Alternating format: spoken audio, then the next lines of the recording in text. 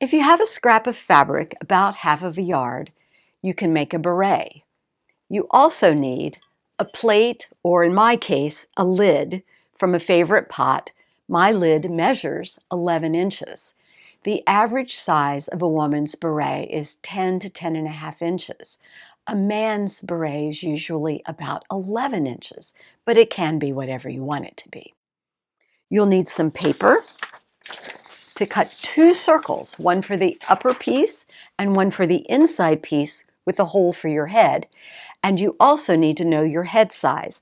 To do that, take your tape measure, place it in the back of your head and around to the top like this, and measure it. Mine is 21.5 inches. Let's get started.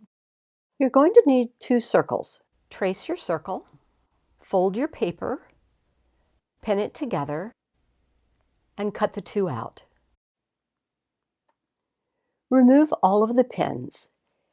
Instead of cutting notches, I'm going to fold my paper in 1/8 so that I can transfer the fold lines with straight pins or chalk lines to the fabric. Also, the inside needs a circle cut out.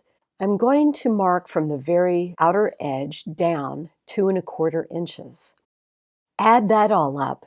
It will measure 21 inches, which is my head. That's perfect. I also want to allow a 1/4 inch seam allowance, so I'll just cut that extra 1/4 inch in the pattern. I now have the outer and the inner pieces. Pin it securely. Mark the inside circle with chalk for easy cutting. Cut your fabric.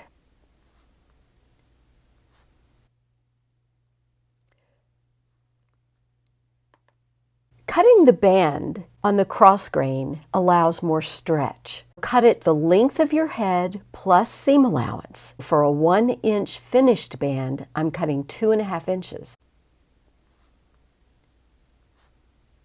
With both right sides up, I'm going to stitch just next to the edge of the upper piece, and I'm aligning that edge with the marked 1/4 inch seam allowance marked in chalk, and I'm aligning my straight pins. I want about 8 stitches per inch, otherwise it'll stretch out of shape.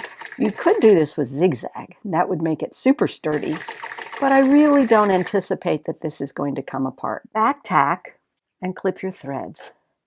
Here's my beret, except for the band, and then, of course, pressing it. If you do a zigzag here, it's going to make this a little flatter and would be nice, but I don't want to do a zigzag. Here's my band.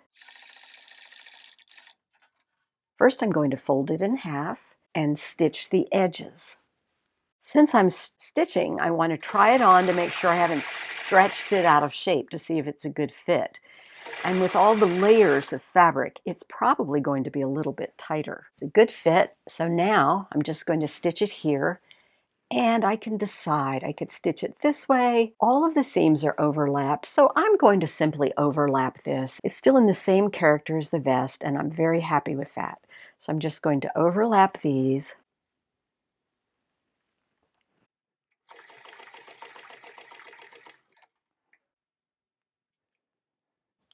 Now for a good pressing. Make it nice and taut around the ham, put a press cloth on it, and steam it.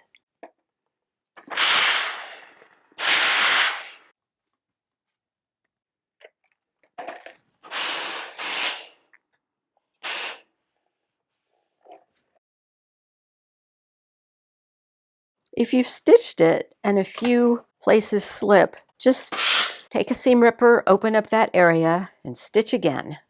I certainly found a few places I had to repair. And here's my beret. Let's try it on.